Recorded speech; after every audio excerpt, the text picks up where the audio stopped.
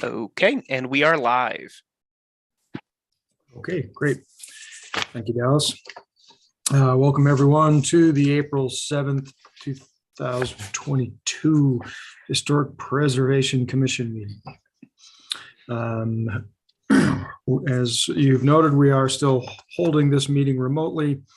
We'll have some further instructions for you, those in the public later on. Let's go ahead. We'll call the meeting to order. And can we, Ms. Hills, can we have the roll, please? Chairman Lane. Here. Commissioner Hardees.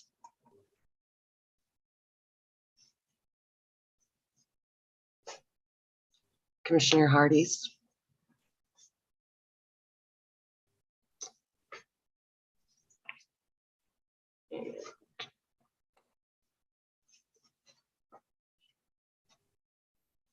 You may not be able to hear. Commissioner Hardees, if you're there, I'm asking you to unmute, but perhaps walked away for a moment. Right.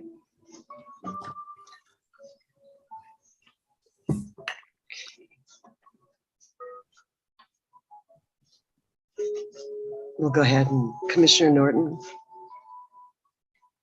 Here. Commissioner Goon. Here. Commissioner Jacoby.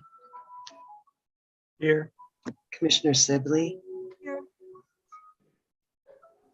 And Commissioner Hardees.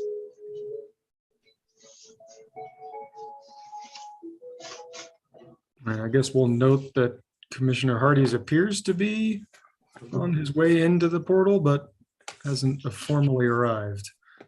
All right, thank you. We do have a quorum. First item on our agenda is approval of the meeting minutes from March 3rd, which were reasonably lengthy. Any comments or questions on the meeting minutes?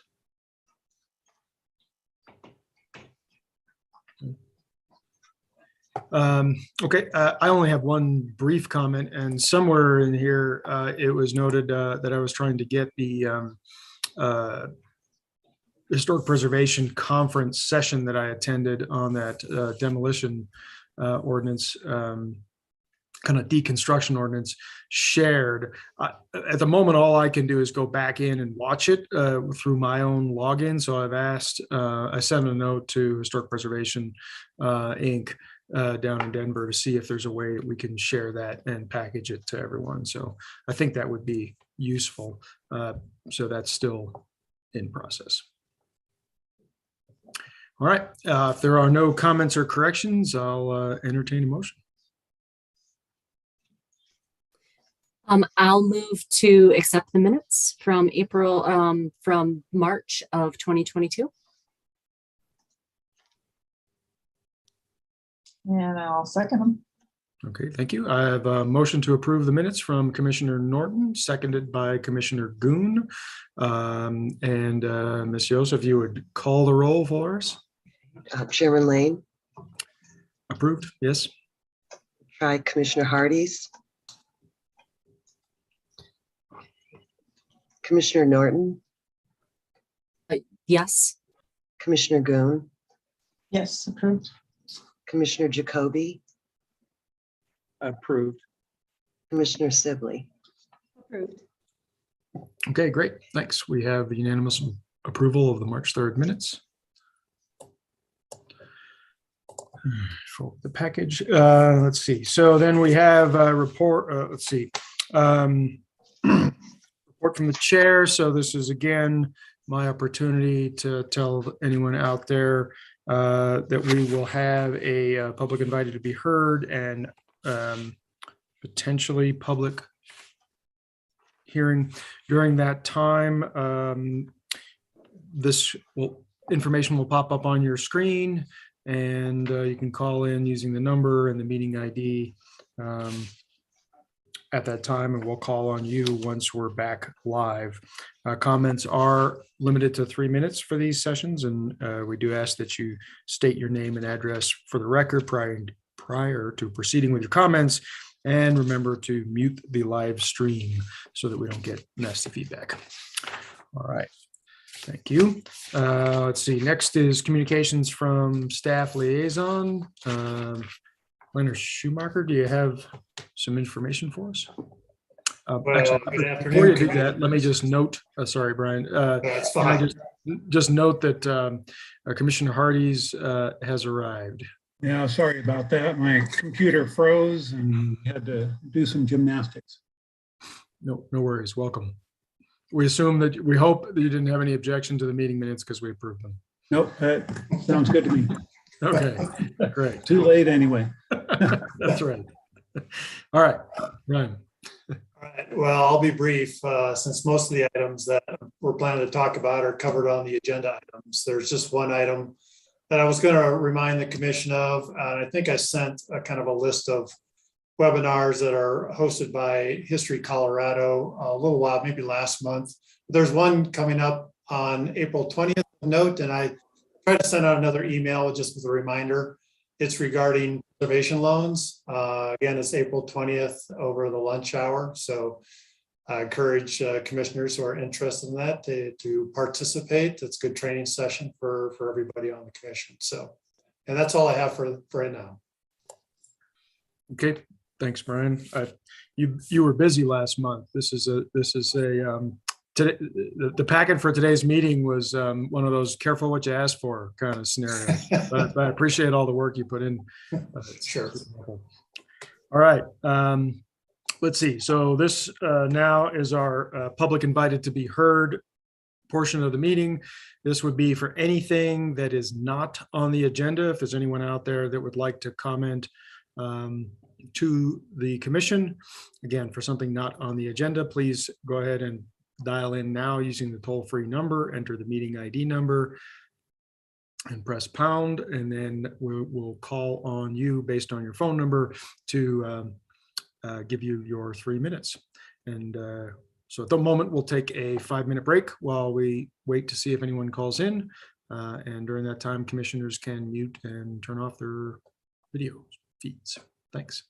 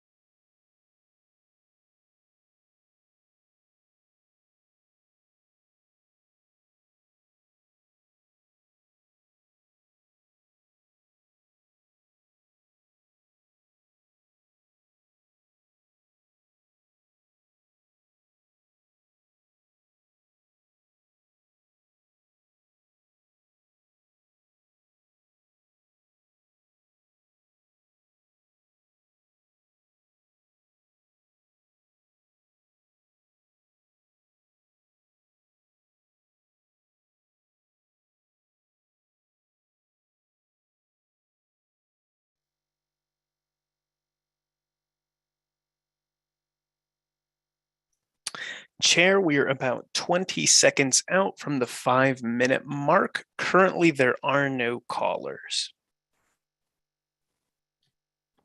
Okay, thanks. No problem. Once I see the commission returns, I will confirm if we have any more callers.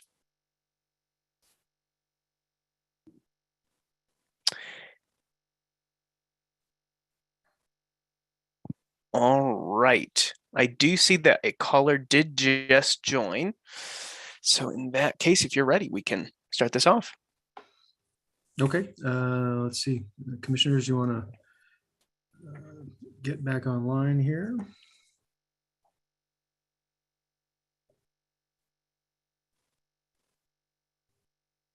I'm looking for Commissioner Norton.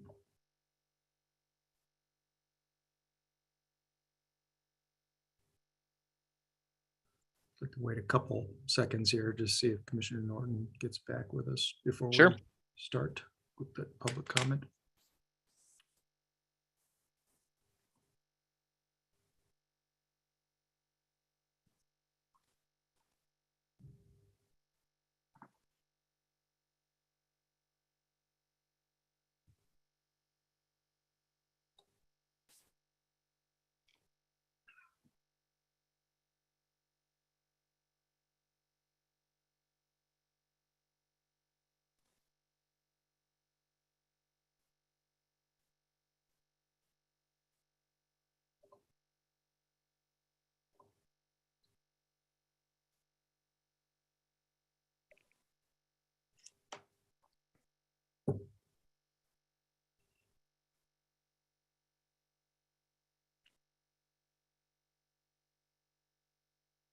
Commissioner Norton, if you are there, but unable to turn on your cam or your mic, you can feel free to maybe close out of Zoom and then jump back on.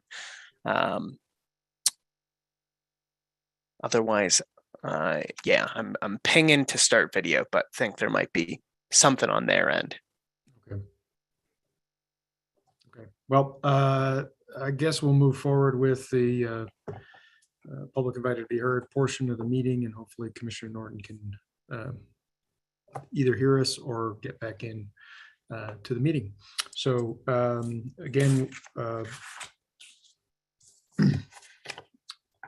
Sure.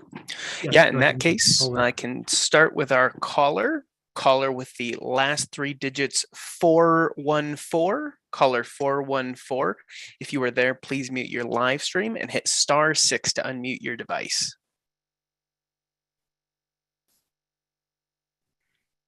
Caller with the last 3 digits of their phone number 414. Please hit *6 to unmute.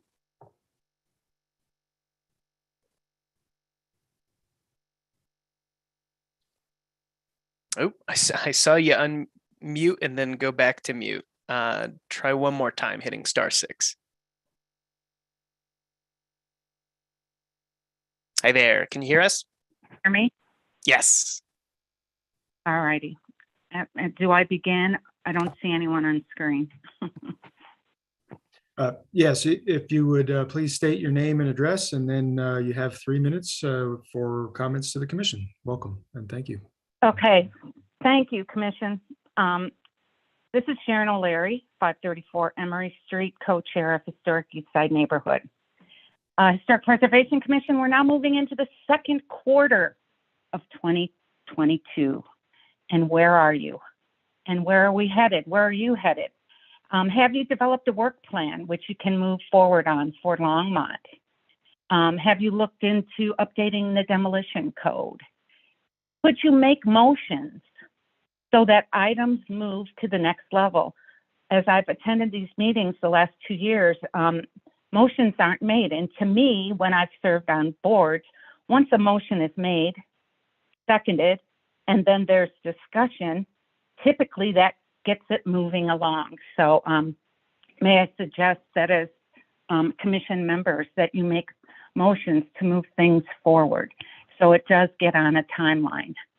I know that right now, as we enter the second quarter of the year, we're supposed to be getting the status on planning and creating guidelines for preservation.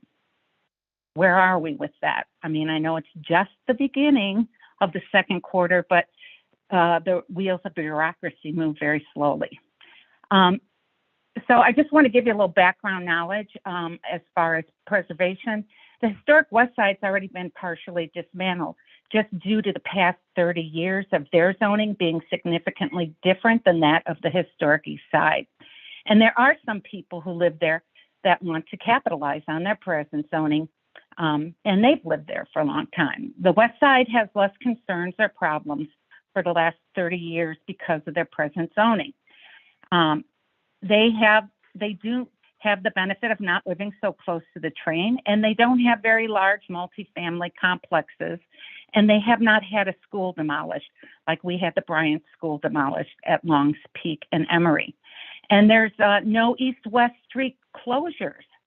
So life and property values are good over there. Then there's Denver, who only recently came under the preservation umbrella, and I would guess it was for financial benefit. I'm talking about our downtown. I'm sorry, not Denver downtown. There are many owners who maybe don't want you to tell them what to do, and then maybe other people it is their belief system and financial gain. So back to Henna, we just want what we had before you changed our zoning from RLE. Exploitation has started. We want to remain historically sensitive neighborhood with livable space. And if someone wants an AUD, then it must follow the historic sensitive guidelines.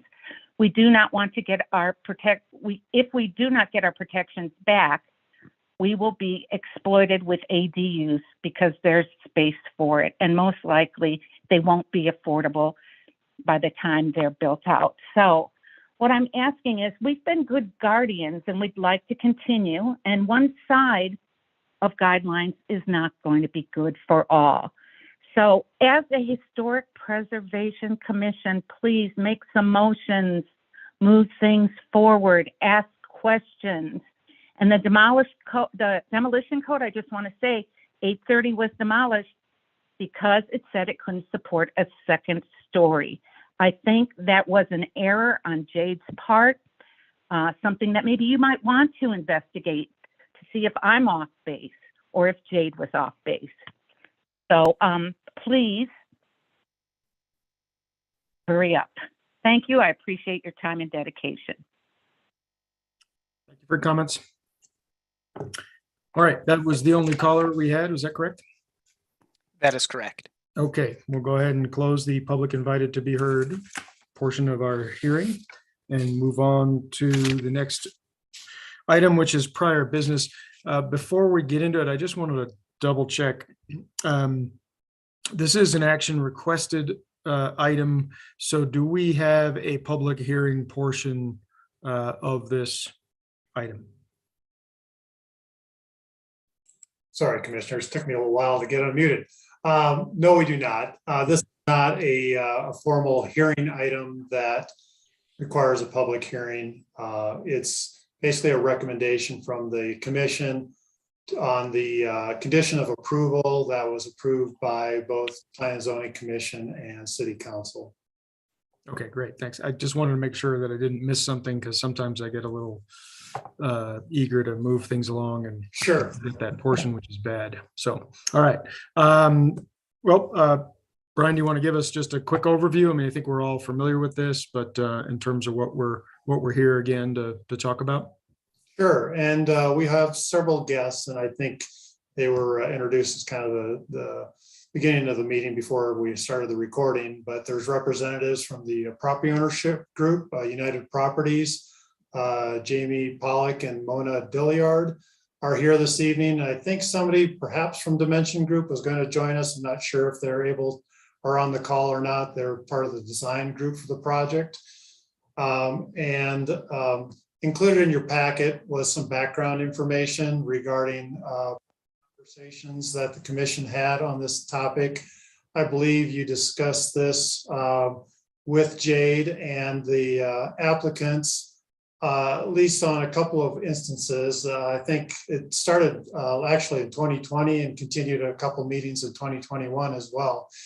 And it culminated, I believe, in a recommendation from the commission in September 21. And I think in the packet, there's copies of those meeting minutes regarding that particular discussion. And at the time, the commission had recommended that the project, the 7-Eleven proposal, the commercial center, not move forward because of the significance of the property under the 4 criteria of making it eligible on the National Register. So the commission's recommendation was forwarded on to the Plan and Zoning Commission when they held their public hearing on the rezoning and the overall development plan for the proposal.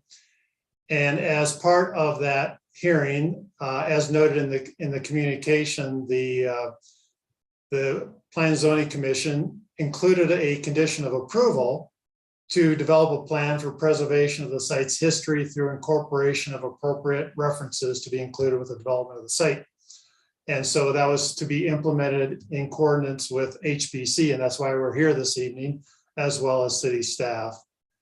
The commission's recommendation was forwarded on to City Council as part of their deliberation on the item this past winter. I mean, I think it happened in January and February when the hearings were heard with City Council.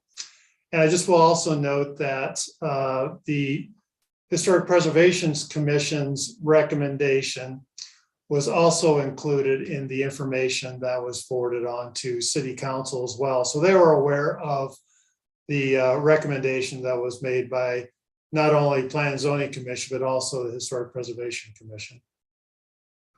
And the City Council did approve in February the rezoning and the overall development plan to allow the 7-Eleven Layton Commercial Center to move forward. With the condition that was brought forth by the Plan and Zoning Commission regarding developing a plan as noted in the communication. And so we're here this evening just to kind of talk about that. I know there's, like I said, there's representative from the ownership here to respond to any questions the commission might have.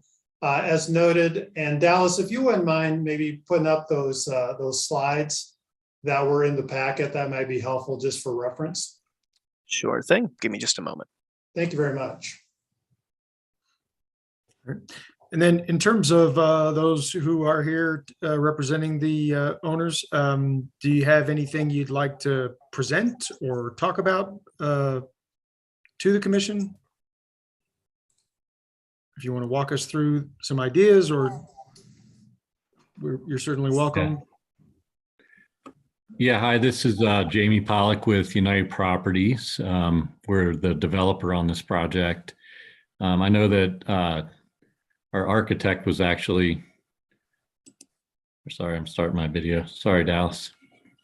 Our architect was supposed to be on to answer a little bit more, but yeah, so I think over time we've kind of played around with some different stuff. We've done some structural integrity studies on the buildings and the barns and whatnot, and those did not come back very favorable. We also were worried about some of the riffraff that those structures were bringing to the property and whatnot, but very respectful to the history and want to do something here. And I think we kind of came up with a few different ideas here to throw out to you guys in regards to, you know, how we could maybe show, you know, the history there. And is there, I think, is the next slide showing one of them? So this is just the project where the project lays there on 119th and Slayton. And then if you could keep going to the next slide. And if I could maybe just, sorry, Jamie, for interrupting, if I could just interject. I know that there is a note on here about the floodplain, and there is a local floodplain. It's not a FEMA recognized floodplain. So, you know, in terms of the process, there'd still be a process in terms of reviewing any modifications to the barn, but it wouldn't necessarily have to go through FEMA. So that, I just wanted to clarify that because I talked to our floodplain administrator today about that. Good. Thanks, Brian. So I guess Brian hit on the floodplain. Can you go to the next slide, please? Let's see here. Again, I think this slide here is just showing those existing buildings and the condition of those buildings as we walk through them. And again, a little bit, of our concerns with the structural integrity there, thinking there was a whole lot of money to restore those buildings. I think if we keep going, we can get to the slides that show what we were proposing for. I think this is the start. Yeah. Okay. This is the start of it. Okay. All right. So I think one of the ideas here was to do some kind of concrete patches to show where the buildings were. There was just a different architectural idea from our architect to kind of, within the paving, show where those buildings were. To basically make it like a different color. Yeah, so I think the proposal, as I'm reading it, in the area where there's pavement, there'd be a different contrasting material, perhaps, or color, to align the location of the structures that are being removed in those particular locations. And then for the other buildings that are kind of outside of the construction footprint, such as the barn and a couple of the other outbuildings, I think the proposal was to do maybe a couple foot tall kind of concrete foundation to show where the buildings resided. Correct. I think, can you move to the next slide there? So this shows that a little bit different for everybody there, just some ideas on how that would show. Okay, I see Commissioner Norton's got her hand raised. Did you have a question about that specifically? You wanted to? Yeah, I have several questions about this. First of all, about this particular, I want to make sure. Yeah, about the concrete. Okay. Specifically. Okay. I'm sure I'll have questions about all of the proposals. I think, one of my first questions is really about thinking about how a convenience store like this, what kind of traffic and how people use it, how would people be directed out to the concrete pad structures that are outside of that parking area? What is the plan for long-term maintenance of that? Like, what does that look like with the longevity of the concrete? And then this site, one of the criteria under which it is eligible is D, which is an archaeological criteria because of the data potential. How are you going to avoid and or take into consideration the archaeological assemblages if you're adding structures essentially and doing subsurface disturbance out in these areas? Again, my architect is not here. We're Yeah. supposed to be in the call. Well, on some of this, though, like as far as I know, the structures that are out in the grass area. Sorry, I will start my video. There we go. Am I good? So as far as the structures in the grass area, we weren't looking to have people come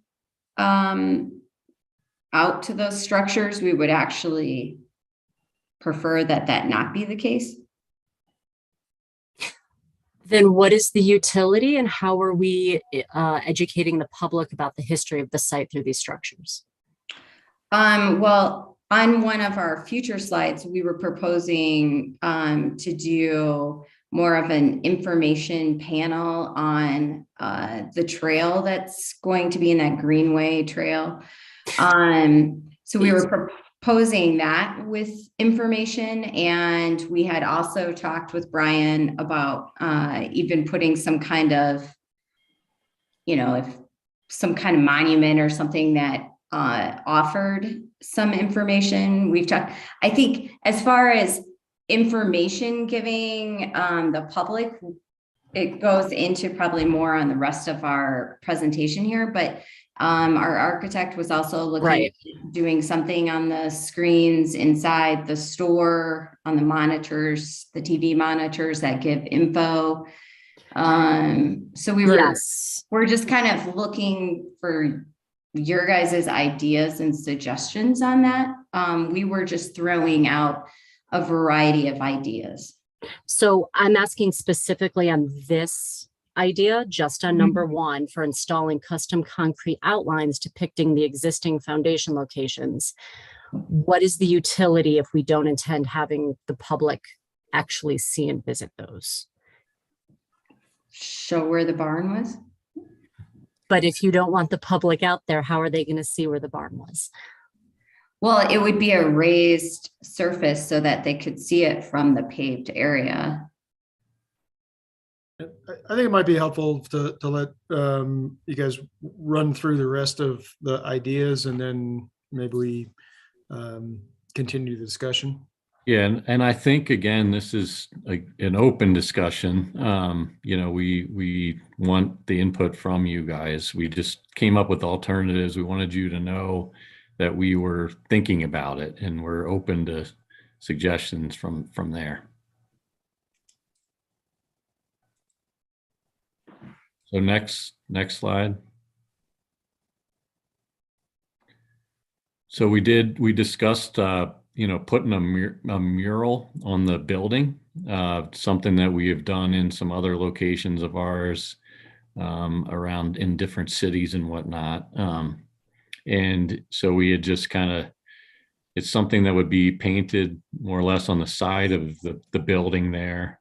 And we just put those pictures below, basically showing the representation of the barns and whatnot. So that was just a different idea.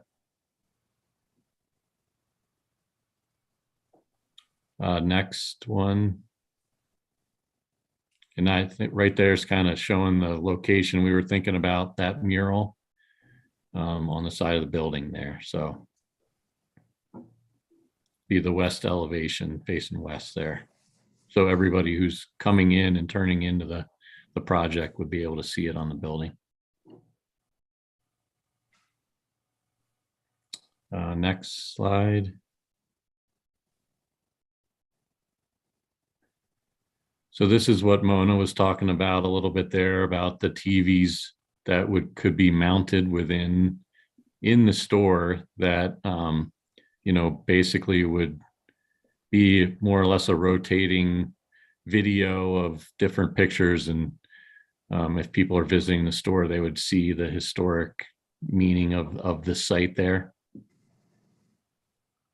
Just a different idea of things that have been done in the past.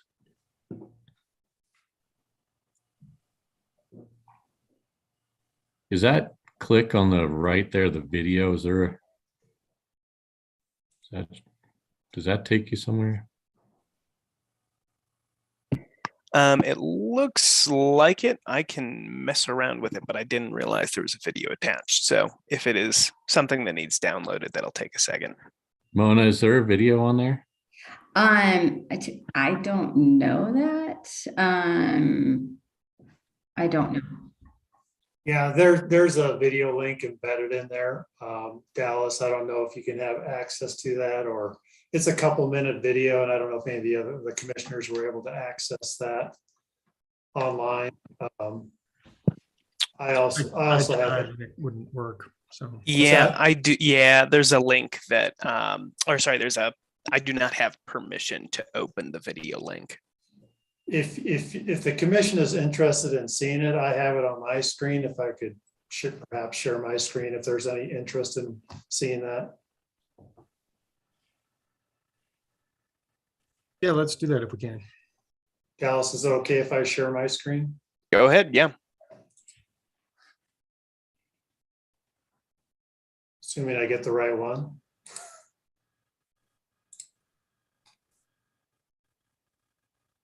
Can you see a blank screen on that? Yeah. Yep. All right, let me see if this works.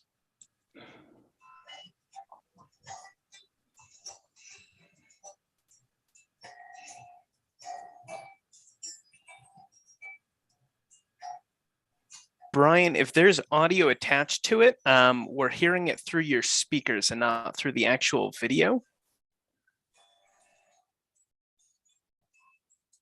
So I paused it, Dallas. I don't know how to connect it to the audio.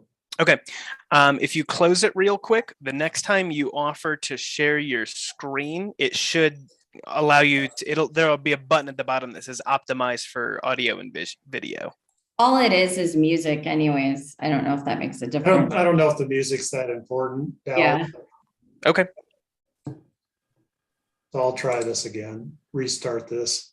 Not restart it, but continue from where I left off.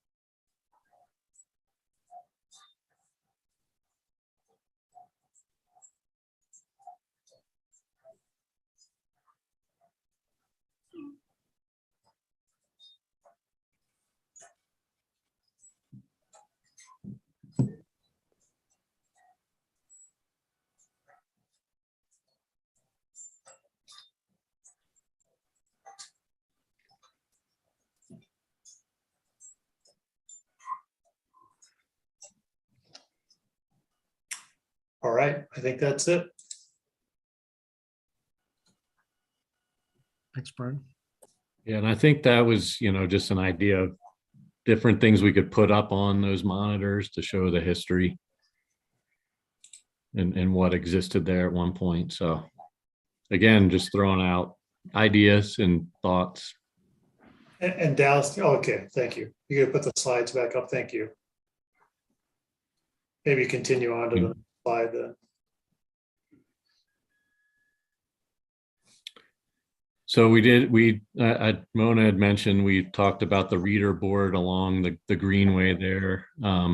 There's also the idea of putting another reader, one on that greenway and also a reader on the back side of the development there.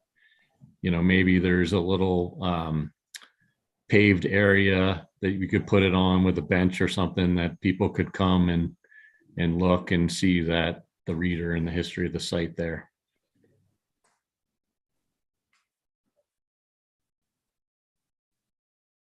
And I think as notes on the side there, but we are making a contribution through the development of 140,000 towards the greenway improvements. So I think that would be part of that.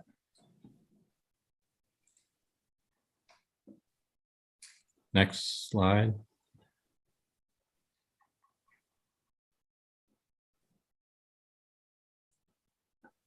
So again, that's showing that reader board in the backside of the property there, where we could do a little, a landscaped area that people could visit to see the history of it.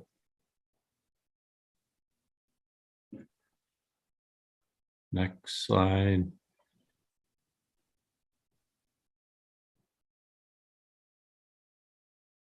I believe that is all I've got. That might have been it. Yeah. Okay, thanks. I guess I have one quick question for you. In your mind, is this something where you may be willing to do more than one of these, or is this an either or kind of scenario from your perspective? What's your approach here? Yeah, I think we're kind of just open to feedback here and what you guys are looking for. Yeah, we're open to discussion. Obviously, financial impact affects the feasibility of the project, but I don't think we're talking about anything real crazy here. So. Okay. Other commissioners have questions or comments you'd like to put out there? Yeah, Commissioner Jacoby. There we go. You can hear me. I like the idea of the mural. A TV monitor, maybe showing videos would maybe be nice as well, but I don't think we have to show collapsed buildings. I think you could show a lot more of the agrarian side of some of what it looked like before. I'm a little, I'd like clarification on no improvements may be allowed in a floodplain. I'm looking at that barn and it's outside of your proposed development. The ridge line is arrow straight. It looks structurally sound. I realize it doesn't meet code, and to meet code would be expensive and unfeasible since it's in the floodplain, although it looks like it's the same elevation as the house and where you plan to develop. It's very close. Certainly the barn has stood for over 100 years. I think it's pretty safe. Without doing improvements, just preservation of the barn, I think would be feasible and maybe more appropriate, would be more dramatic for individuals coming to see the history of the property. And I wonder if you considered that. So I'd love to see the barn preserved, maybe with a plaque out there. That would give it, and it has some, again, floodplains, open space around that. That would give more a feeling of the barn and the farm, I think, than outlines in the pavement. And I wonder if that would be something feasible, something you could think about. Well, a couple inputs there. There are a couple things. First of all, there's been the riffraff that's been kind of hanging around those barns and whatnot. So, that's one thing. And then the other is, being that there is some structural integrity issues there, it becomes a liability for the property owner that really falls on them, so on us. So those are some of the considerations we've had within that. I can speak a little bit to, again, you talk about the riffraff. Appropriate use discourages inappropriate use. I've seen that in some local parks here. And I think you would see the same thing with the barn. I don't think you would have riffraff nearly as much of a problem with riffraff when you have traffic going in and out of a 7-Eleven all the time. Also, I think, again, when I look at that barn, the doors are open, the windows are open. Simply putting locks on the doors and locking the doors and maintaining that, it sounds like a minimal input that would have quite a bit of safety associated with it. I think that's something you could consider. I don't know that it's the barn in particular, but one of the structures has been boarded up, and the boarded up windows have been removed, and there were individuals living in there. The barn and the other shelter there has, drug paraphernalia, alcohol, that kind of stuff. So, I mean, it has, like I said, I can't speak 100% on if the barn is boarded up. I thought that everything was, but there has been problems with people removing the boards and still getting in there. I don't know the property like you folks do, but when I drive by, the house is boarded up, but the doors are open to the barn. Gotcha. Yeah, I can't speak on that. So I don't know for sure, but I know when we had some of our environmental work out there done, they were a little nervous about it with because someone had been living in there on it where it was boarded up. Commissioner Hardee's? I just wanted to agree with Commissioner Jacoby that when a property is stabilized and it can be secured and it's in a supervised area, those kinds of abuses normally go away. I've never worked on, I shouldn't say never, most of the historic properties I've worked on in rehab and preservation did not meet code and did not, would never have passed current structural load calculations. They all require some work to stabilize them. So I don't think that's a good enough excuse not to put some effort into saving the barn. I'd rather that saved than all the other measures. We did, I know, we did have somebody, a structural engineer go out there, and I believe all of that's been provided as far as what it would take to make those safe structures. Oh, I wasn't implying that it's easy. I'm just saying that it is done all the time. And Gotcha.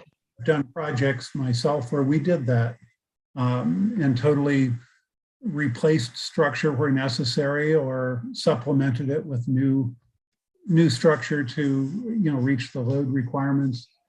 The one view on the inside of that barn tells me that there's ample opportunity to add the kind of bracing and cable ties or whatever might be needed to fully stabilize the structure. There's some cost involved for sure, but I'm just saying that I think that would be a much stronger statement of the historic character of the site than all of the concrete paving and raised concrete foundation walls and plaques that are proposed in the other schemes, in my opinion. Commissioner Jacoby? And maybe I missed it, but in the previous discussion, what I saw was discussion of bringing the barn and the other structures up to code, and that was economically not feasible. But Right. We're not talking about bringing it up to code. We're talking about just what structural needs does it have. And I don't recall seeing any assessment of just the required structural needs to maintain the barn as it is. Okay. Yeah, I don't think we provided any cost as far as that goes. It was more so to bring it up to code. Right. Yeah. Brian, do you have, I know back in that September meeting, we were given a copy of the structural evaluation, which I don't know that we have available right now. I don't know if that's something that could be brought up and shout out to everybody or put up on the screen specific to the barn. But yeah. Let me see what I can track down while you guys are chatting. Okay, but right. I mean, there is a step of just pure stabilization, right? That is a potential. Other and then they still sit in that floodplain, so there is that problem going forward as it is, and I think bringing up again the liability that then lands on the property owner. It's a significant little risk or impact that we have to worry about, right? Someone goes out, plays around in the barn, tries to get in, whatever, something happens, and that falls on the property owner. Again, I think appropriate use discourages inappropriate use. If you plan to have a very busy 7-Eleven and gas station and restaurant there, with eyes on that property all the time, I don't think people will be trying to break in actively. Maybe I'm wrong. Maybe at 2 a.m, the traffic will be light enough that someone will try to do that, but it seems relatively unlikely to me. And again, the floodplain, it may technically be in the floodplain, but that building's been standing for over 100 years. That has a straighter roof line than some of the houses in my neighborhood here. I live in the historic district.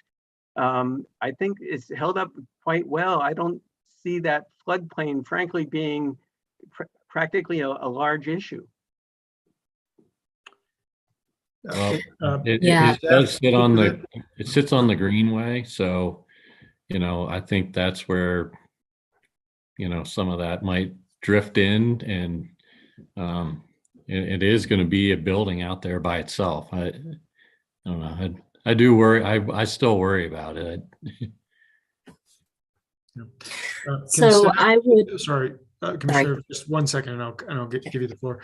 Can staff speak to any potential issue with that being just stabilized in the floodplain? Would that present a problem on its, by itself or not?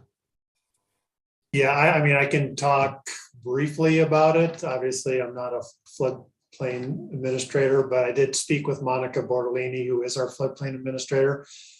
And as I mentioned earlier in the discussion, it is not a FEMA mapped floodplain, it's a local floodplain.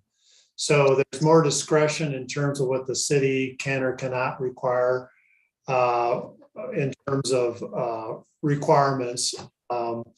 I think if the intent was to do substantial changes to the structure, then most likely, or might need to be raised out of the floodplain. But if it's just stabilizing, I'm guessing that probably wouldn't need to be brought up out of the floodplain.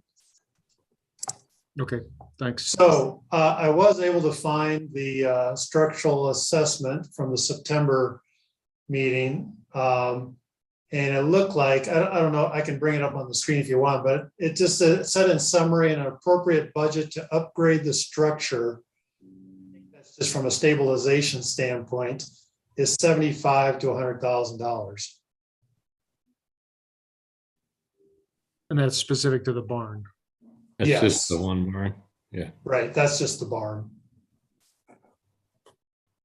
I'm just kind of scrolling through here because I didn't participate in that meeting, so I'm just kind of. Right. And it would be worth seeing if that talks about upgrading two existing structural loads, right? So if you take an old structure and you have to make it meet minimum standards that we have today, that can be quite a bit more expensive than just pure stabilization. In which case, those snow loads and so on wind loads are not met, but with a historic structure, it's simply stabilized. So that is a little different, but I appreciate you digging in. If you can, if anything else crops up, let us know. In the meantime, I'll give Commissioner Norton the floor. Thank you. I just wanted to kind of go back and revisit the significance of the property and remind the landowner of what we mean when we're asking for mitigations for historic preservation. So even here in Brian's fantastic memo that is in our packet tonight, it says, because the property is significant under all 4 criteria, it's eligible for the National Register. You only need to be eligible under 1 criteria to be listed on the National Register. And I think I've stated in previous meetings that in my professional career, I have almost never seen a property that is significant under all 4 criteria. So this is an incredibly important property to Longmont and to telling our history. So any mitigation measures that the city agrees to should really be in line and scope with that significance. That's one of the reasons that I was puzzled and concerned with the first stipulation identifying, installing these funky little concrete outlines that exist, that identify existing foundation locations. I feel like maybe I recognize that you all have been thinking about this, and I appreciate that. I wonder if these have been in discussion with historic preservation professionals, because I think that there are some significant issues. And I think that with some of these proposals that might not actually meet historic preservation ideals for preserving important places and important history. And I really urge you to think about why we're asking for the barn to be saved in this instance, and why that is so important to a historic preservation commission for telling the history of Longmont.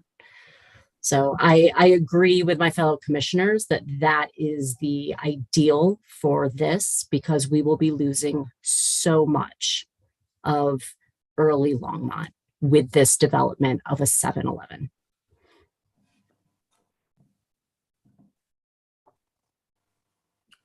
Thanks, Commissioner Norton. Other commissioner comments?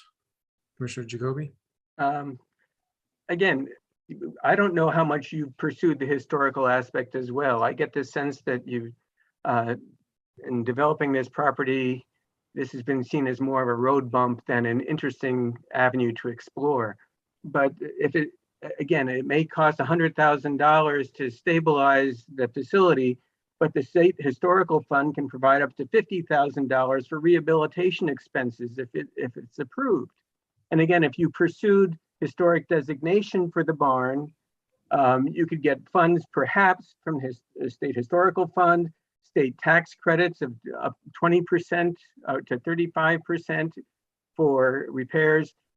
You know, the system is in place to try to make this easy for you to meet the needs that we see here as the Historical Commission. Thanks. A couple of my comments. I actually thought the notion of the concrete patterning of the structures that were moved was a pretty interesting approach. So I didn't have as much of an issue with it, understanding that we're not in that particular case getting true preservation, that we're at least getting some sort of hint of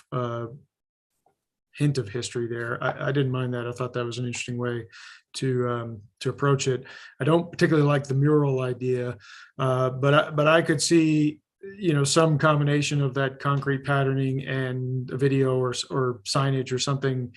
And if that barn wasn't sitting out there in a, you know, the barn is a bit of an issue because everything else in order to do your project needs to get done. I mean, those other structures have to go away and they're in pretty poor shape, and I get it. But it's pretty hard to say, you know, gosh, yeah, I mean, if it's $75,000 to bring the building up to code, it's probably less than that to stabilize. If it's $50,000 to stabilize it, and you could get a grant from the state historic fund for the $50,000 to stabilize it, you know, it's a hard sell for us as a commission to say, well, yeah, we'll just let that go, because there just doesn't seem to be a reason other than a reluctance and potential. I get the potential insurance risk, right? Other than that, financially, I'm not even sure there is a risk. So it's a pretty hard sell, I think, here. I do appreciate the thought that went into it, and I think you've got some creative ideas for the rest of it, but that's a hard one for me. Brian, you'd get your hand up.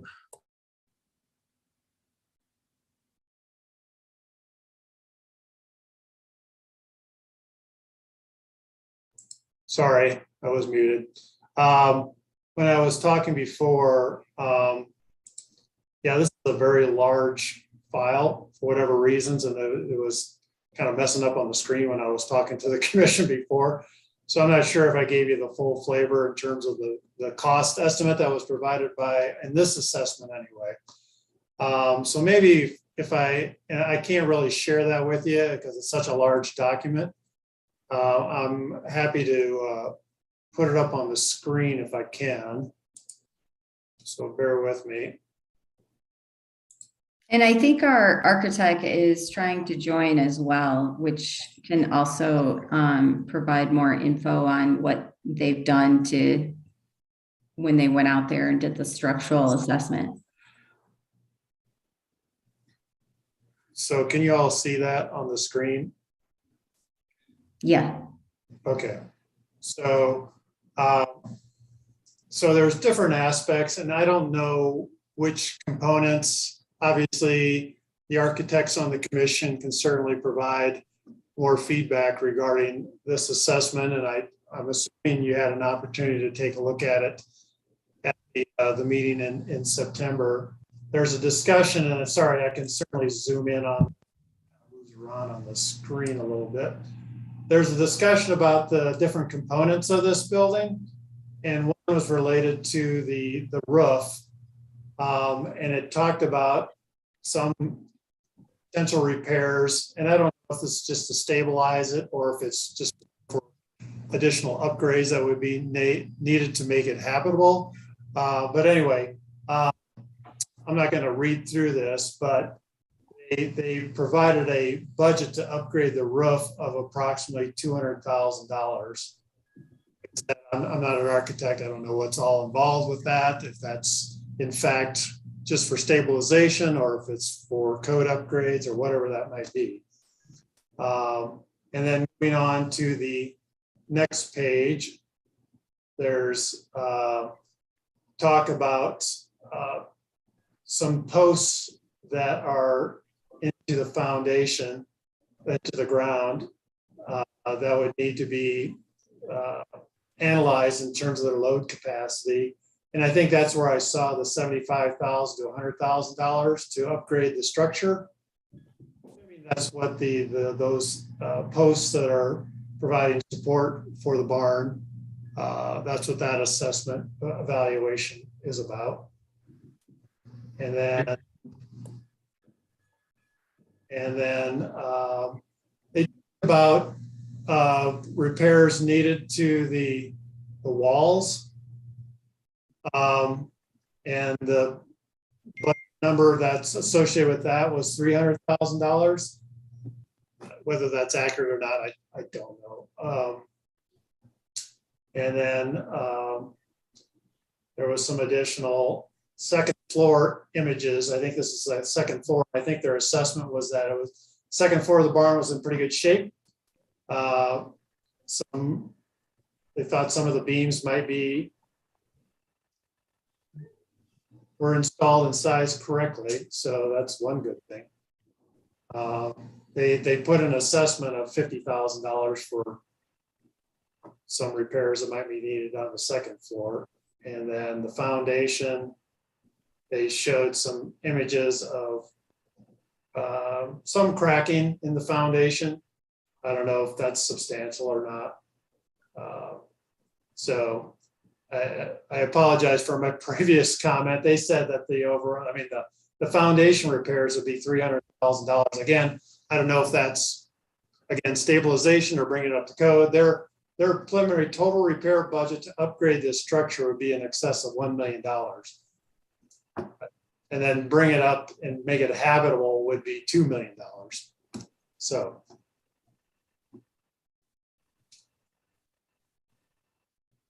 All right, thanks, Brian. If there's anything else on that document you want to see, let me know. There's also assessments related to some of the other structures as well.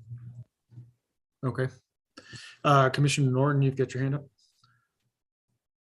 Yeah, I think what's missing from this conversation about how much it would cost this for-profit company is what this overall project is costing and what the percentage of stabilization of this one structure would be in relationship to that. That is numbers that I have not seen presented at any point in these conversations.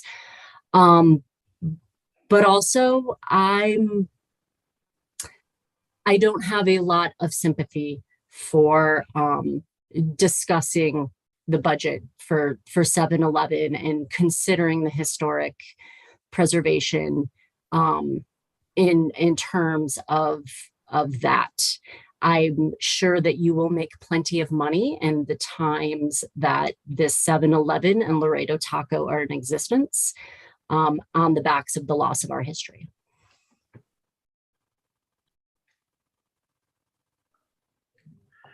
I'll say, Commissioner Goon, you had a question? Go ahead.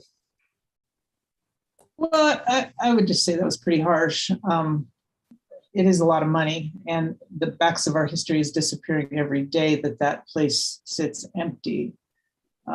So that is already happening, and it's been happening for the last, I think it was 10 years that place has been empty and no one has been wanting to purchase it.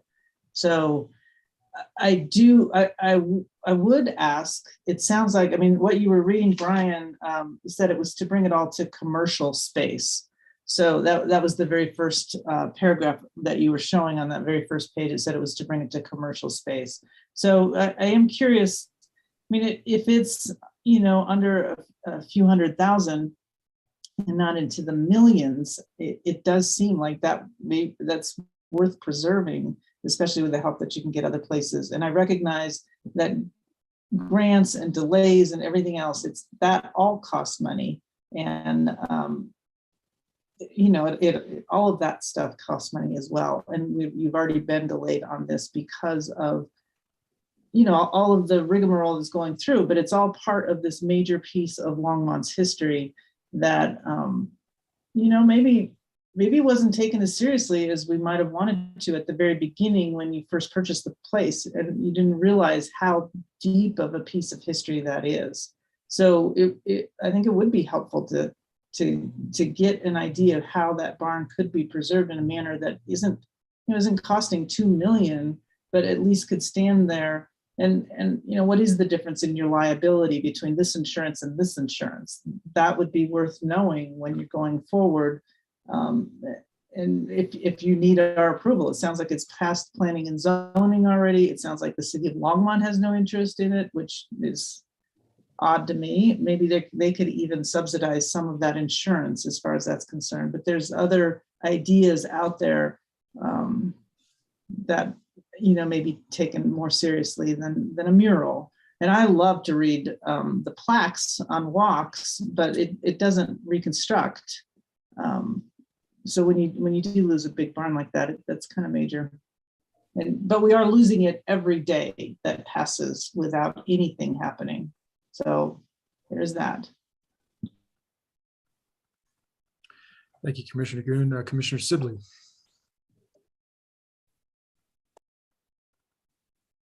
On the mute, sorry. You guys have spoken beautifully about the barn, so I have nothing to add to that. The smaller structures that we've got the outlines for, I think that's an interesting idea, especially in the parking lot and whatnot, and combined with the signage. I think that's great. The buildings that are in the grass area, though, just an idea.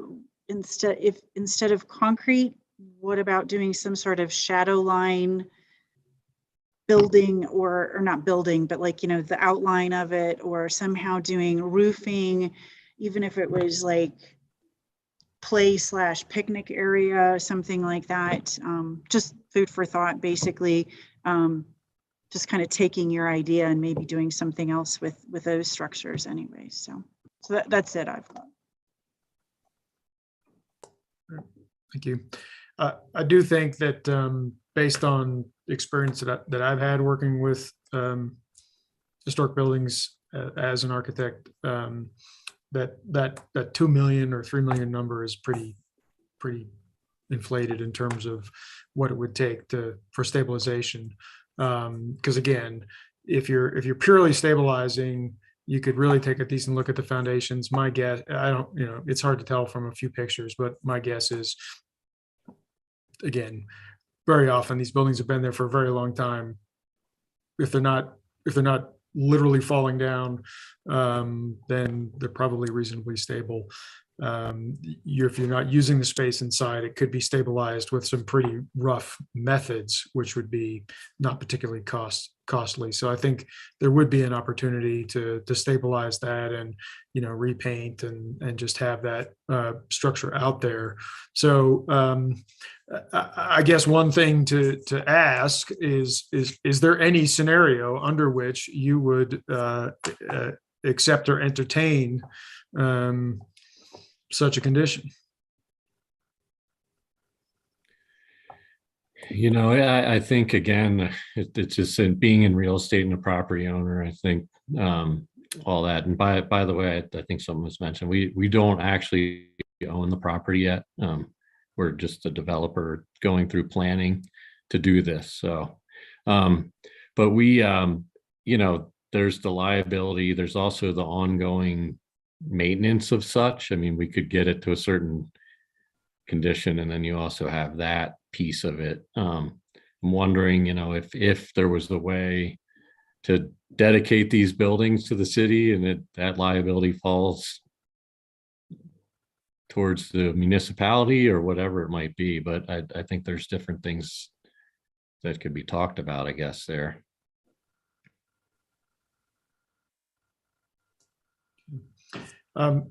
Brian, I'm wondering, it feels like obviously the commission's pretty adamant about the barn.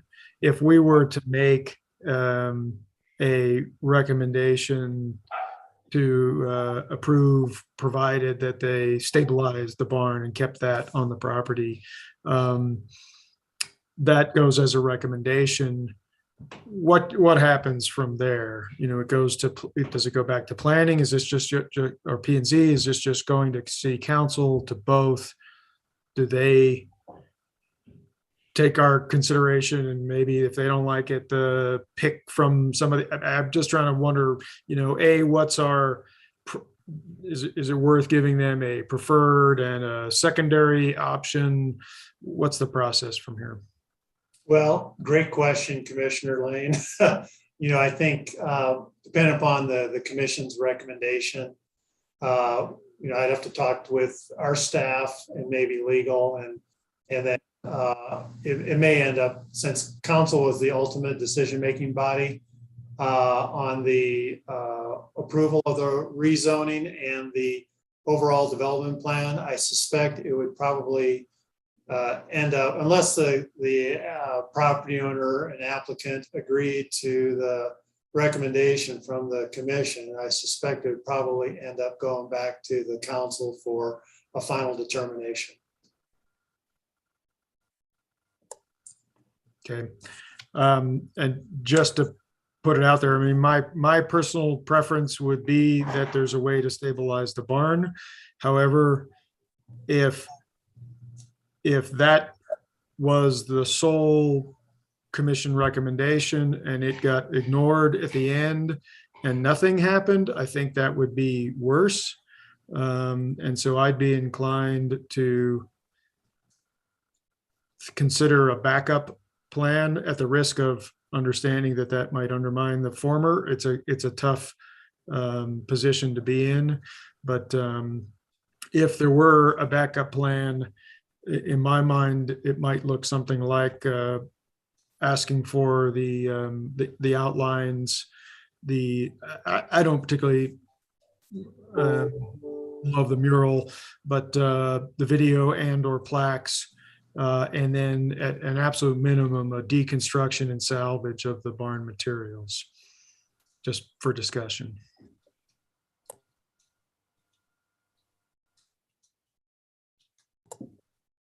Any comments, Commissioner Goon? Well, I have a question. The 141,000 donation to the Greenway, is that part of what you had to agree to get planning and zoning to pass it? Because maybe there could be some negotiation in there. You stabilize the barn, give it to the Greenway, and then the city covers any liability or something on there, something along those lines. So Commissioner, sorry, continue. I didn't mean to interrupt. No, I was done. Okay, I think my understanding is that the $141,000 payment to the city is actually a payment in lieu for future improvements, for greenway improvements. And I do not believe that it's related to historic preservation. But is it a requirement to get the zoning redone for this project? So that would be a stipulation of in full entitlements of the project, is that the developer would be responsible for paying the $141,000. It's kind of like a cash out. Instead of them constructing the greenway improvements, the city will construct those greenway improvements in the future, and that's what the cost to the developer is. And greenway improvements are required. Yes, that's a requirement. See, to me, the city needs different priorities here. The greenway versus this historic site, and where it should be looking at its money. And I'm not sure how to fight that. I don't even know. You know, there's so many different pieces, all of them separated, and making decisions on something like this. If we could get the city to recognize that how great of a historic place this is, we have the write-up of it. Maybe sending that, is Aaron Rodriguez around? Can he deliver that to the city council? And I'm not even sure what the steps are here. Sharon's always wanting us to do something, and this is partly why we're all separated. What do we do? Well, I suspect, and like I said, we'd have to have additional conversation. I say by we, staff, additional conversations after we hear what the recommendation is from the commission. If we end up going back to city council with a recommendation from the commission that the property owner developer object to, then, we would present that information in terms of the fact that the property is eligible for designation on the National Register. I think that was noted in the council communication. I'm not sure if the full report was presented to the council as part of the packet of materials, but I suspect that we'd want to provide that information if in fact the commission recommended that the barn remained, and like I said, the owner and developer did not agree to that recommendation.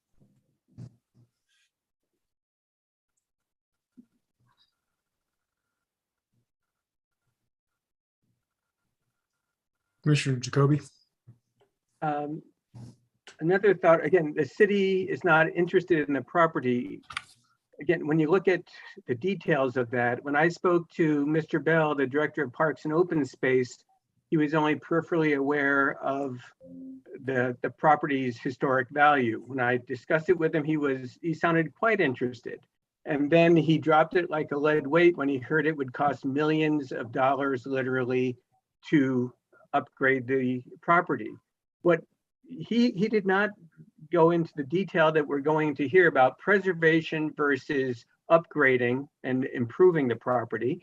And we were looking at that time at the whole property as opposed to just the barn. Perhaps it may be beneficial to reapproach Parks and Open Space and say, would you want to take over maintenance of the barn alone, or take the property on, or just take the maintenance of the barn alone on for historic purposes? I mean, maintenance, again, Mr. Pollock, you mentioned that you're concerned about that. If we're not using the interior of the barn, maintenance is putting a good roof on it and keeping the paint on it. There's, again, the ongoing maintenance. The cost, his concern and your concern, I imagine, is, again, how much is this going to be a money pit? I think that the cost of structurally maintaining it should be reasonable, but we don't know that cost. Again, Brian, you went through some of the numbers, but again, you weren't sure if that was for improvements, bringing up to code, or is that just maintenance? My impression was that was to bring it up to code. We don't even have good numbers, and it would really help me to know what we should do if we had good numbers from someone who is experienced in preservation, not just an engineer looking at upgrading, but someone experienced in preservation, what would it cost to just structurally maintain this place? I think that would help all of us to move forward here.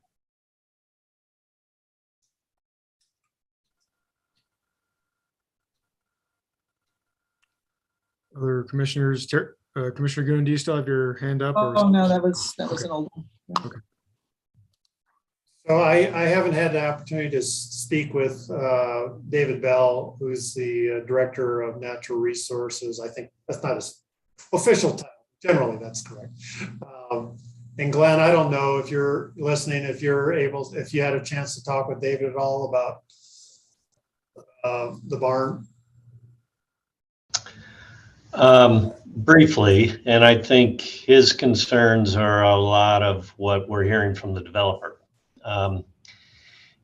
We don't have a use for it, and it's a bit of a liability, and there's ongoing maintenance, but we didn't get into the real dollars to keep it from falling down, or in a whole lot of detail. But yeah, he's Parks and Recreation, so it's about providing that trail and preserving the open space, which was part of what the developer did as well, is dedicate a good portion of the land over there for the trail. But no, I haven't spoken in detail, but yeah, it was just additional costs that he was concerned about. And Glenn, did you have any other comments about kind of process? If in fact the commission recommends that the barn be retained on site, was my comments fairly accurate? Yeah, and Brian and I talked about it in detail, because you do have two boards that are recommending to City Council. You have Hpc or Planning Commission, and yourselves as the Historic Preservation Commission. I believe both those recommendations were presented to City Council. They weighed them and they accepted the recommendation from the Planning Commission. And at the end of that, it says historic references to be included in development of the site with implementation in accordance with the Historic Preservation Commission and city staff. So it kind of gave you another shot at it. And I think that's what we're doing here. If the applicant, I think, doesn't agree with your recommendation, I think Brian's right. We go back to council as the decider, basically. Thank you. Hey, Commissioner Lane, I believe one of the member for the design team, Tanner Kinsey, is on the call. Right, yeah, it looks like you have your hand up. Go ahead and. Yeah, good evening. Also, I'm a little late. One thing I haven't heard mentioned and want to bring back up, and maybe it was earlier, that barn is in the floodplain. So any improvements structurally to this will have to get reviewed separately. We do know that there could be environmental hazards in that floodplain with that building as is, especially if it does flood out and fall down. It could potentially pose some hazards that would be of concern to such as FEMA. But that is one additional wrinkle in all this that needs to be considered, in my opinion, that again, this barn is in a condition that we would have any improvements we make or would have to make to keep it would have additional reviews inside that floodplain. So Tanner, just to update you, I know you weren't on the call, but I did speak with Monica Bortolini, who's our floodplain administrator. And she mentioned that floodplain is not a FEMA floodplain, so it's a local floodplain. And so it would be under the city's jurisdiction to make a determination on what would be required in terms of stabilization or improvements to the barn. Okay. Thanks. Commissioner Norton, you get your hand raised. So from previous conversations, I believe I remember that the landowner has owned this property for at least a decade and it sat vacant. Part of the reason that we are at the point where we are is because there hasn't been any sort of ongoing maintenance to these buildings. I don't understand how the city allowed that. I, as a landowner in Longmont, I'm not sure that I would be allowed to just let my property sit derelict for a decade. But I think some responsibility needs to be taken for that when you're thinking about the historic preservation of this. I think that has been a unethical thing to do to this property, and then for us all to turn around and say it's too expensive to preserve and to walk away from it. And I just, if I could just interject, I know that I did speak with an individual who did approach the property owner, and this was probably 5 years ago or so, who had an interest in purchasing the property and rehabbing the house and all the out structures at that time. But because of the zoning on the property owner was asking a lot more than what he could afford in terms of purchase of the property, since it was commercially or industrially zoned. In terms of your comment regarding the city not enforcing maintenance, that's, I mean, yeah, like I said, I don't know the history on that and whether we've had, I don't know exactly how long we've had a property maintenance code, but it typically a lot of times that's, you know, based on staff availability to enforce all of that as well and complaints that we receive. So.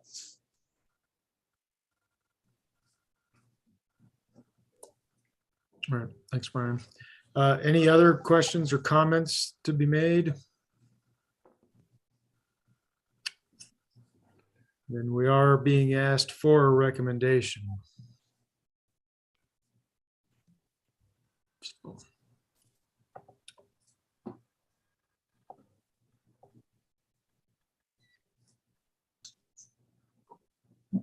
Well, I move we recommend more looking into the price of just maintaining, you know, getting the barn not up to code, but sound enough to, you know, a new roof, new paint job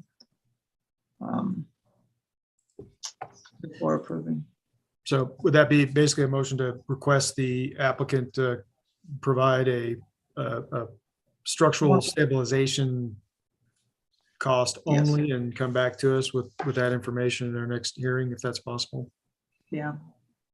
And I know that costs money for you guys, I'm sorry, but it does seem like a reasonable request. Okay, so we have a motion on the floor, Commissioner Hardees. I'd just like to comment that if we request that kind of a report, that it be prepared by a historic preservation architect and not by an engineer or other party who's not experienced in preservation issues.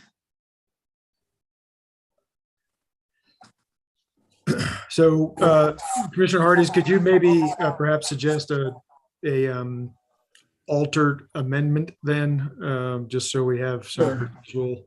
And I would only request that you add a preservation architect or engineer. There are engineers that are very well versed. Yes, I would amend that motion to require that the additional study and report be prepared by a historic preservation architect or engineer.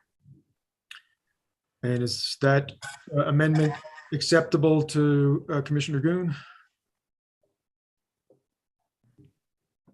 I have no idea of costs. I don't know what the difference in costs in architects and engineers are, but you know, I just want something reasonable that can be done. So maybe I will withdraw my amendment or my motion, and Commissioner Hardees, maybe you can just start a fresh one, and we can go from there. All right, fair enough. Let's do that. That's cleaner.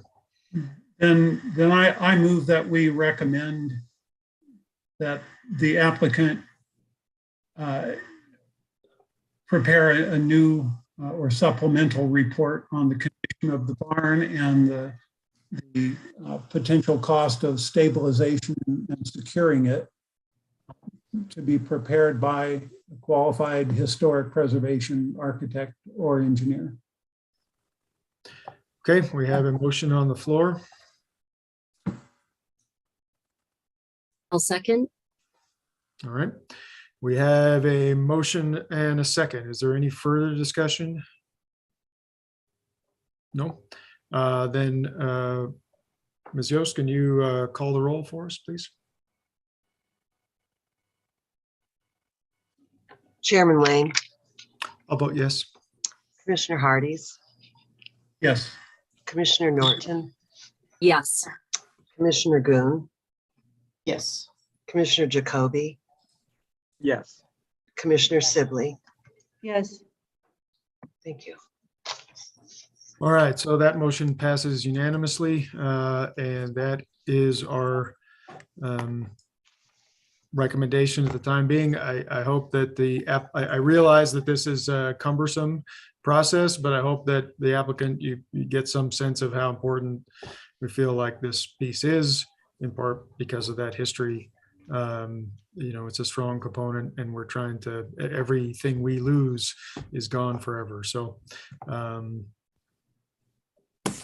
thank you for joining us, and hope that you, in fact, follow that recommendation. I just want to make certain that you guys have the history, the architect and the builders, you guys have the history that we received. Yeah, they would have that. Yeah. All right.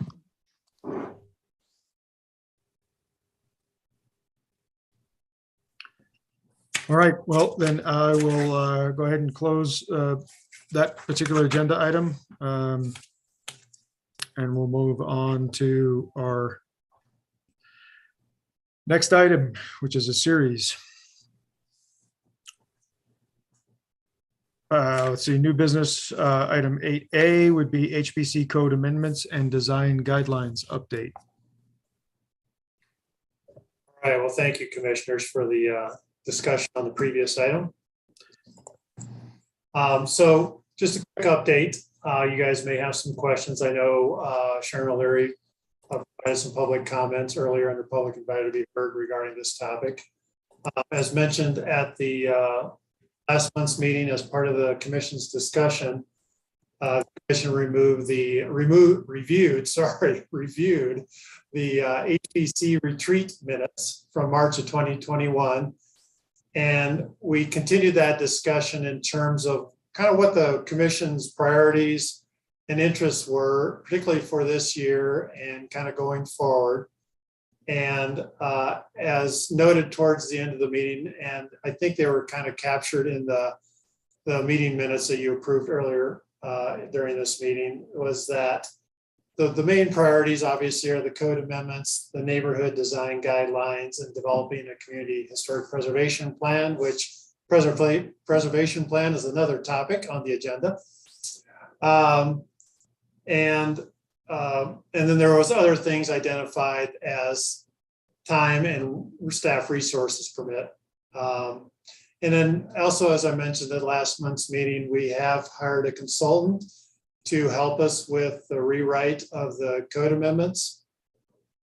And we did have a conversation regarding a number of topics with the code consultant late last month, a couple of weeks ago. There's a number of policy topics that I mentioned at last month's meeting that we need to discuss with City Council and get direction on before we complete the drafting of the code amendments. And some of those are outlined in the staff communication. And I'm happy to, if you have any questions about that, happy to chat with you about that. So our next step, obviously we don't have a red line for the commission to review, but we're working on that. We need to have a discussion with City Council regarding certain policy topics to get direction, because we don't want to go down a path with the commission and then hear back from the council that, well, we're not interested in considering that. So we'd like to get direction from the council first, so we know we're headed down the right path. So as noted in the communication, I think our target still this year is to complete the amendments during the second or third quarter this year. I know we're also going to be talking with the council and getting some direction also regarding the design guidelines topic as well, in terms of kind of the scope and applicability and a variety of different topics related to that. So that's basically kind of a quick update in a nutshell. I don't know if you have any specific questions or comments at this point in time. Thanks, Brian. Any comments or questions from commissioners? I know you're anxious to get moving forward, and I know things were delayed last year, and so we're trying to move it forward as quickly as we can. We appreciate that, and we have at least one person in the outer citizenry that reminds us every month that we're not moving fast enough. So I understand. Yes, completely understand that. I certainly appreciate the commission's interest in these topics. Okay. But yeah, if we can just keep getting, an update as to status at every one of these hearings, that would be helpful. Sure. Yeah, happy to do that. As we have more information to share, we're certainly willing to share it. Okay. Well, if there are no other comments or questions on that particular item, we'll move on to item B, which is the historic preservation plan. Okay. Yeah. And last month we talked about this item as well. And I know it's one of the priorities for the commission. And I know before Jade left, she had actually been working on a potential grant application. I'm not sure if it was ever submitted for a state historic fund grant. I saw a draft in one of our folders. I don't know, Holly, if you know if it was ever submitted through the state historic fund grant process. I believe she submitted it to the CLG grant process. And unfortunately, I think it wasn't chosen. So okay, thank you. And so what I wanted to do was just have a kind of a brief discussion. I provided some examples that I just ran across locally with Boulder, Louisville, and Lafayette, which all seemed like kind of similar in their scope. They talk about kind of the community's history and the historic background of the historic preservation program, community outreach efforts related to preservation and preservation grants, goals and objectives, and then implementation strategies and timelines. I don't know if the commission is aware, but one thing that's pretty Louisville's program is that they actually have a dedicated sales tax, I think of 0.25% for preservation programs. So they've been able to utilize that for some pretty neat preservation projects in their community. And so just wanted to see if, the examples that I provided in the pack were generally kind of along the lines of what the commission was thinking in terms of what our objectives were in terms of a preservation plan for Longmont. Right. Thanks for that. I'll have to say I wasn't able to spend quite as much time digging through all those, in the short time until we got this meeting. I'd like to spend some more time on it and maybe have this topic come up on the agenda next month, where maybe I'd ask commissioners to really spend a little more time with those plans and come back with, maybe a little more specific outline of what we liked or didn't find appropriate, but certainly if there's any immediate comments from anyone, I'd be happy to open that up now. Yeah, and I think that's a good suggestion, Commissioner Lane. I know, obviously you didn't have a lot of time to digest this, and we could certainly bring this back for the May meeting for discussion. Great. Any immediate reaction or comments here? No. So let's do that. Let's plan on having this on next month's agenda and then I'd ask commissioners to do a little more deep dive into those three plans provided and, be able to make comments regarding what we think might be appropriate for Longmont.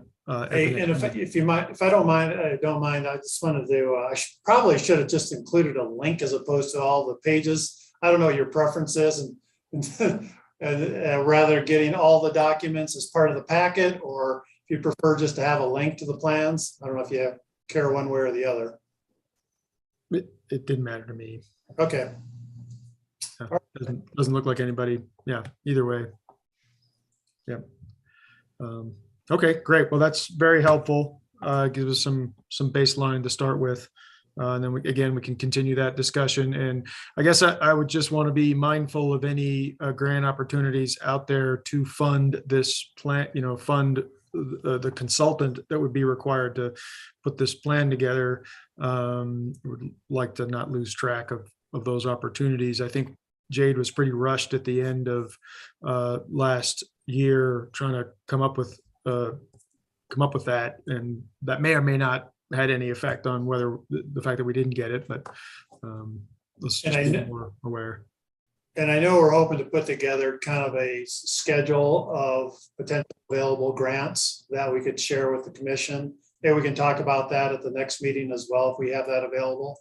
And then we can kind of talk about timeframes and what's realistic in terms of timeframes, because I know it takes a while to prepare these grant applications. And I know History Colorado in the past, at least, has had an opportunity for different jurisdictions to share their draft grant applications and get feedback before they make a formal final application. And so I think, in order to have a good submittal, I think that would be something that we certainly want to pursue if at all possible. Agreed. Well, that sounds great. I like the idea of, having those grants out on the table to discuss as well. Sure. Okay, thank you. Okay, item C was Historic Preservation Month, which is this May.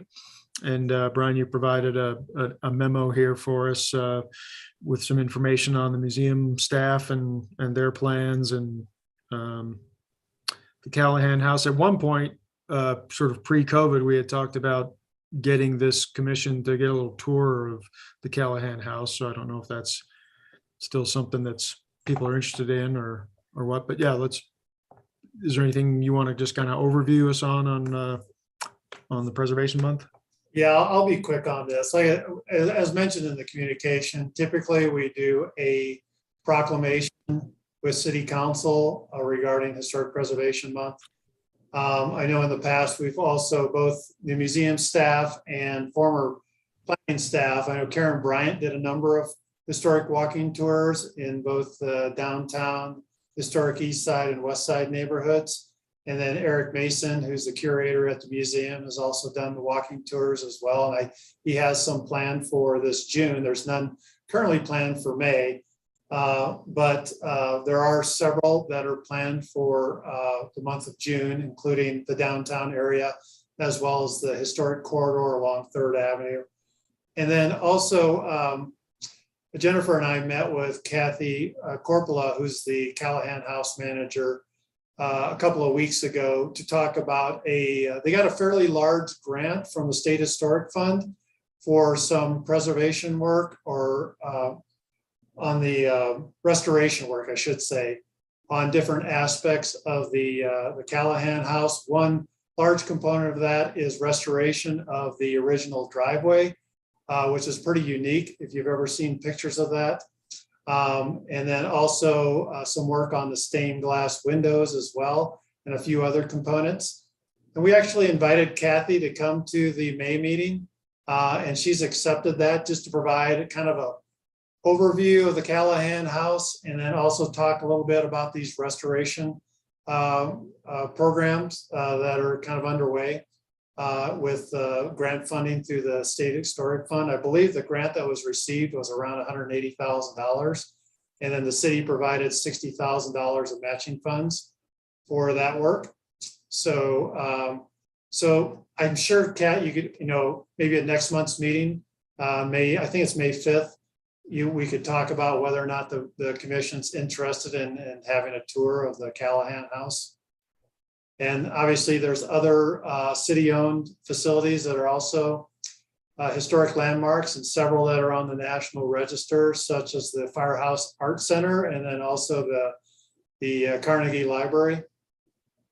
So there's a few other city-owned historical landmarks as well, one being out at the Sandstone Ranch, the Morris Kaufman House, which is the visitor center out there, if anybody of you have been out there. Pretty neat place.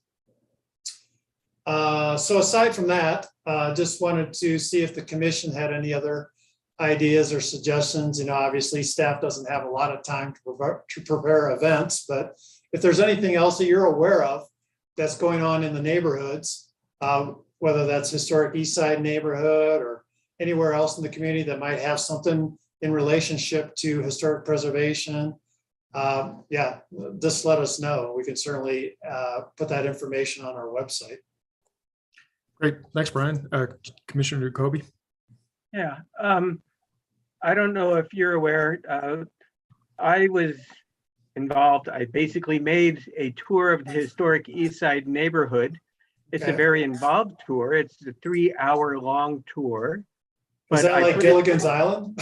Yeah, exactly. That's what I thought of. But it's not as disastrous as the SS Minnow. I did tour surveys, and I got glowing reviews. People loved the tour. It is very long, and it's not for everybody, but I put it online as well. And anybody can do the tour at any time in little bits. And it has a lot of history of Longmont in it. And I've approached Eric Mason and asked last year during the 150th celebration, can you advertise this with everything else? He said no, because the Historic Eastside Neighborhood Association is, which technically I did it under that umbrella, is not officially part of the city. So there's no way that I can advertise this tour as being available right now that I know of without putting ads in the paper and at personal expense.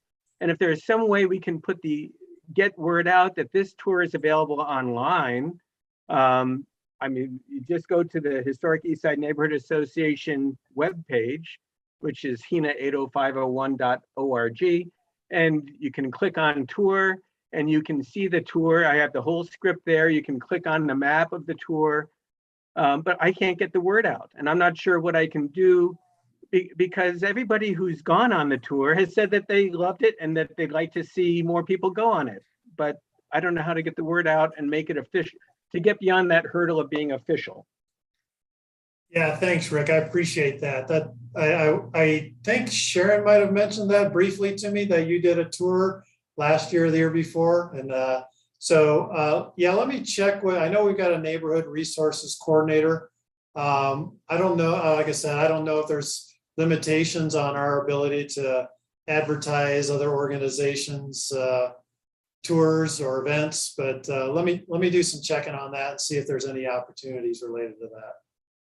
I know the museum has a website that says you can take these tours online. If they could just add a line that says something like, you know, we do not endorse this. This was a privately made tour, but here's another historic tour. You know, I mean, that just takes putting one more line on a website. I don't. Sure.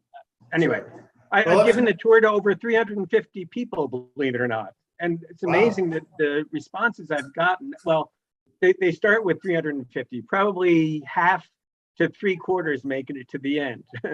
But the ones who make it to the end liked it. So again, if we can get the word out, I think that's a resource.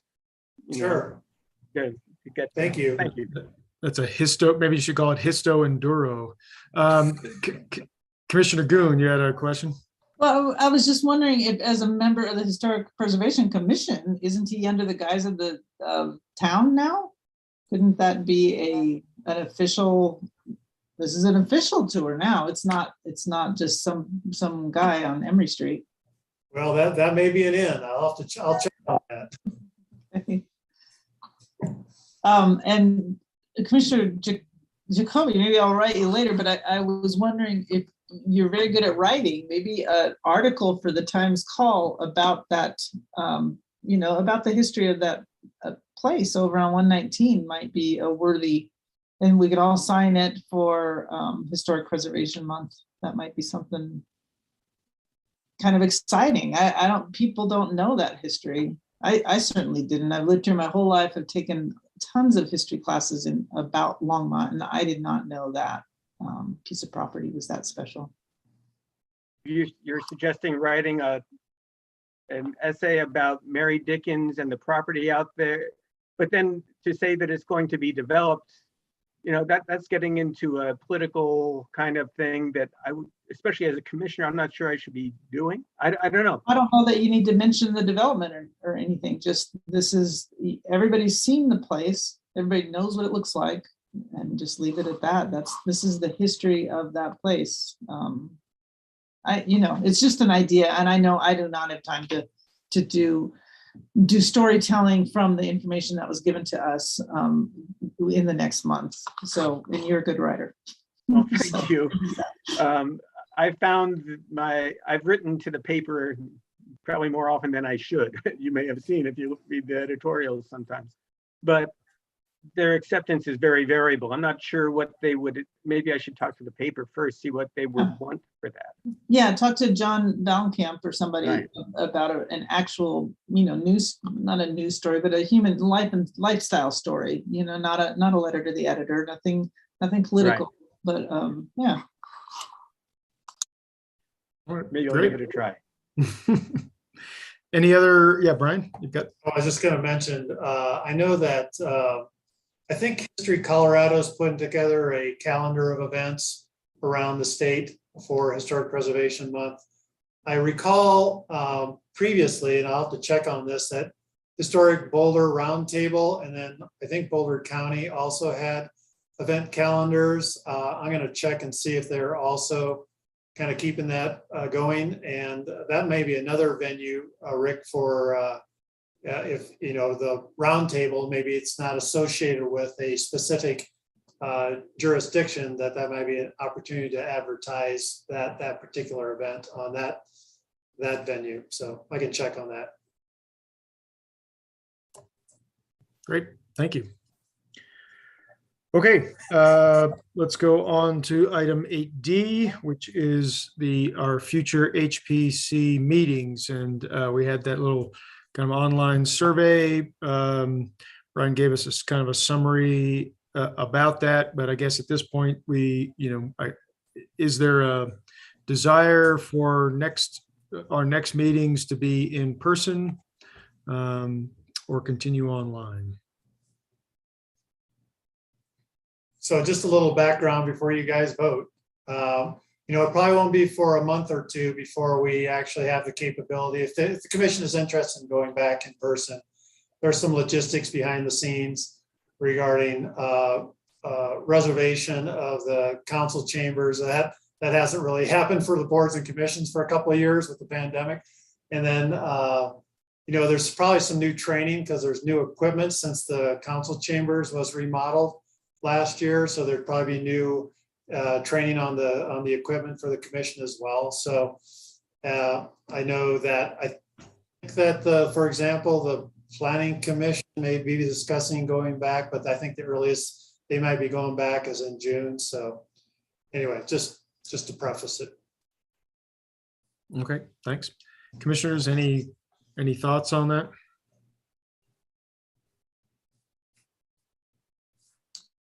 I'm fine either way. Oh, sorry, Terry. Sorry, me too. I prefer to meet in person. I just, staring at a screen is, it's a bit much, but if somebody is not comfortable meeting in person still due to COVID, I totally understand and I'm fine. Yeah, and I'm kind of the same way. If we could get back in person, I think I'd probably prefer that, but not to the point that would. I mean, there's some minor conveniences here, especially with people checking in and getting in if you're running late, or even some of the applicants coming in late. But I don't love the delays in getting public here, and I think that might be a barrier to getting a little more public comment, just because it feels a little cumbersome. So I'd like to see us get back in person, but I don't need to push it too hard. For my part, I'm happy to meet you all in person. I haven't done that yet. It's all been COVID. And as far as public invited to be heard, Sharon can walk down to the meeting just as well as call. She knows where they're at. Any other comments? then we probably need a motion to meet back in person, if that's what the direction is. I move that we start meeting back in person as soon as it's allowable through the city staff and training and all of that. Okay. We have a motion. Do I I have a second it. All right, we've got a motion by Commissioner Goon, seconded by Commissioner Jacoby to move back to in-person meetings at the earliest time that sort of works out for the city. Ms. Yost, would you call the roll for us? Chairman Lane, I vote yes. Commissioner Hardees, Yes. Commissioner Norton, Yes. Commissioner Goon, Yes. Commissioner Jacoby, Yes. Commissioner Sibley. Yes. Okay, great.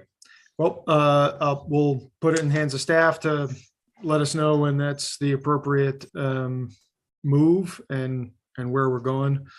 So we would be back in council chambers because that work has been done and it's operational now.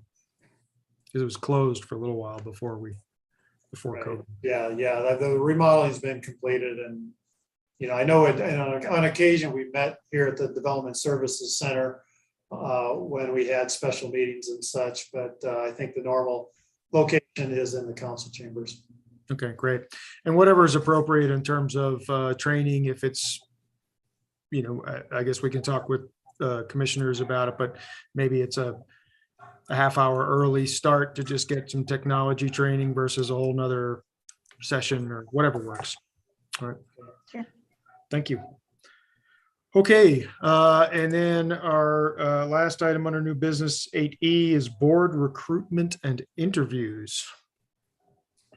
All right, so we discussed this a little bit last month as well, and provided some updates in terms of some documents that the city clerk's office put together, as well as the kind of amended rules of procedure of city council.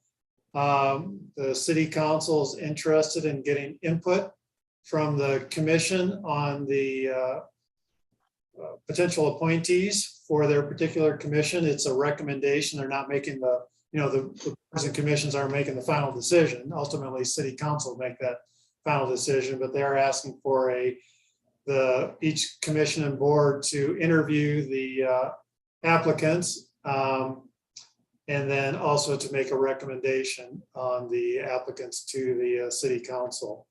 And so one of the questions for the commission was whether or not the commission would like to appoint a subcommittee of 2 members to do the interviews and then report back to the full commission, or to interview applicants as an entire commission at a meeting. And so we've got one appointment, mid-year appointment that is being advertised for a vacant position. And so that would be one interview only for the commission that would have to be conducted in the month of May. So we just have to coordinate that for that mid-year. So there'll obviously there'll be additional end of year appointments as well, but this is just for the mid-year appointment that we need to do an interview in the month of May. Thanks. And just to clarify, this is moving completely from the city council members being involved at all to only the commission members, whether it's full or partial, making that first recommendation? Yeah, normally in previous interviews, the commissions and the staff liaisons were not involved with the interviews at all. It was strictly council members interviewing the applicants. So this is a new layer that council has requested to get input from the commissioners as they make their decisions on potential appointees. Okay, thanks. Any thoughts from the commission on an approach here?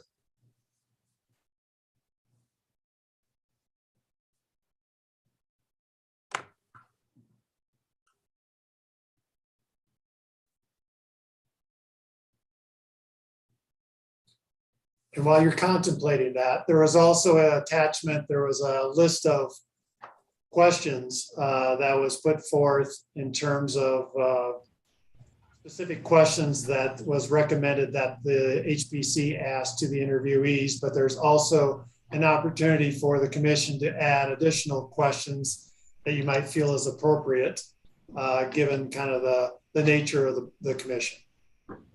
And Glenn, did you have anything else you wanted to add? Yeah, I just wanted to add one thing. A part of your decision should probably be based on how many applicants you have. If you give one applicant, we could just knock it out at your next meeting. But if there's 5, we might want to think about a subcommittee doing the interviews and then bringing it back to the board. And we'd probably have to do like a special meeting with a subcommittee, but I think it's April 25th, Brian, is the date that we should know what that number is. Yeah, I think that's the deadline for applicants to submit their applications.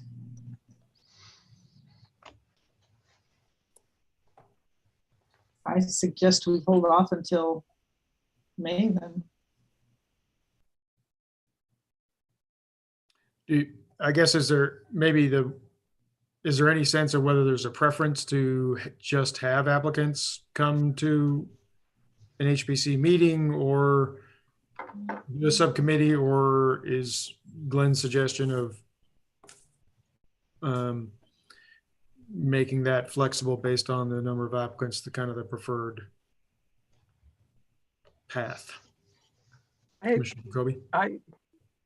Everyone's time is valuable, and setting aside a second time during the month for interviews in addition to a time for the HPC meeting doesn't sound like a lot, but somehow it always seems to be a lot of effort on people's time. I think unless there's an overwhelming demand for people to be on the commission, that we just do it together at the next meeting or at a meeting. Also, I'm not even aware of the requirements. I know that a certain percentage of commissioners need to have professional qualifications, which I don't, in historic preservation. I don't even know the numbers. So I don't even know what the qualifications are in order to interview somebody.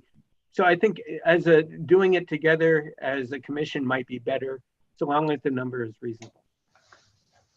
Yeah, in terms of the qualifications, if you look through the interview guide, that's an attachment. It talks about 40% of the commission, at least 3 members need to be professional, which includes architects, historic preservationists, archaeologists, museum curators, and such. Okay. Do we need a formal vote on this or not? I mean, I think if you want to defer until we see how many applicants we have, we can kind of make a decision at a later point. And, we could reconvene. Like if as Glenn mentioned, if it's 1 or 2 applicants, we could cover it at the May 5th meeting, certainly. Okay. Does anyone object to that approach? Just basically planning on handling it at the next meeting, provided the number isn't somehow. I have a hard time imagining there are going to be 500 people lining up to be historic preservation commissioners. But I could be wrong. All right. I think that's what we're leaning towards is handling that at the meeting, next month's meeting. Can I just say real quick, thank you for this guide. This is really thorough with the rubric and everything, and I appreciate the city staff writing this up and providing it to us. Sure. Yeah. Yeah, I agree. There's a lot of great information in this whole packet. And like I said, one thing I'd suggest before the next meeting, if you do have any suggestions regarding any additional questions as regarding the interviews that you would like to consider or have the commission consider for adding to the interview questions, that would be helpful to know. Okay, and is that something we could just email you, Brian? Yeah, just send them to me. Okay. Did I see a hand up or no? All right. I look away and then I look back and I try to make sure I'm catching everybody. That's the other reason why I wouldn't mind being in person. Can keep my head on a swivel here. All right. Well, we'll go ahead and close that item of business, AE, and plan on addressing it at next month's meeting, most likely. All right. So then we're down to comments from HPC commissioners. Are there any commissioners that would like to make a comment about anything in particular? I don't see anyone. Oh, Just a quick one. Yeah. Mhm. I just wanted to really apologize to everyone for missing last month. It was a heck of a day. And so sincere apologies to everybody for not coming. No worries. Life happens. I have one comment, and it was just kind of been trolling around in my mind here since those Latin item, and I wondered, we had some discussions about we're all kind of working in this little vacuum, right? And we have this real, in case anybody hasn't figured it out yet, we've got this collective kind of hot button about this barn being there, and I don't know if there's an opportunity for Brian or for Glenn to find out what the temperature is in other parts of the city about this. I mean, for example, Parks. I mean, is Parks gonna, is there an opportunity to say, well, potentially could we take some of that money that they're having to put in the $140,000 and split the difference and have some go to Parks and some go to preservation? Would the city in any way be willing to take over preservation or maintenance of just a structure that's there? I think back to, I don't know how it works, and it's not quite as iconic, but there's that barn at the base of Steamboat that's in every poster from this, from the 60s on, and that thing doesn't do anything. It's just a barn that's sitting there. But I guarantee you that anybody who's ever proposed that thing going is met with just a blast of public opposition. Again, I'm not comparing the two per se, but that's an example of a structure that just is there because everybody got used to it, and it became kind of this little iconic structure. So it can happen. So I'd just be curious to know, because I'm sure those folks are going back and grumbling about what we're asking them to do. Is there support outside of this little group to try to make this happen? And if that's something you could find out, I think we'd really appreciate it. We can have certainly a more in-depth conversation with them and see what possibilities there are that we could bring to help that happen. Yeah, appreciate that. That's my only comment. Okay. Next is comments from City Council representative, but I don't believe we have Aaron on the meeting. And so that leads us to adjournment. I will move that we adjourn. Right. Motion from Commissioner Norton, seconded by Commissioner Hardees to adjourn. All in favor, say aye. Aye. Formalities in this one again. Thank you. Thank you all. Thank you to staff. Appreciate your time and efforts here. Everyone have a good night.